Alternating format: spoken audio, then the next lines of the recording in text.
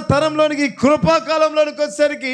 ఇప్పటికి ప్రజెంట్గా ఎవరైతే వారి యొక్క ప్రాణ ఆత్మ దేహములు సరి చేసుకొని నిత్యుడైన మహోన్నతమైన దేవుని వెతుకుటకు తన ప్రాణ ఆత్మ దేహాన్ని సరి చేసుకుంటాడో వారి జీవితంలోనికి సజీవుడైన దేవుడు సరాసరి అడుగు పెడుతూ ఉన్నాడు.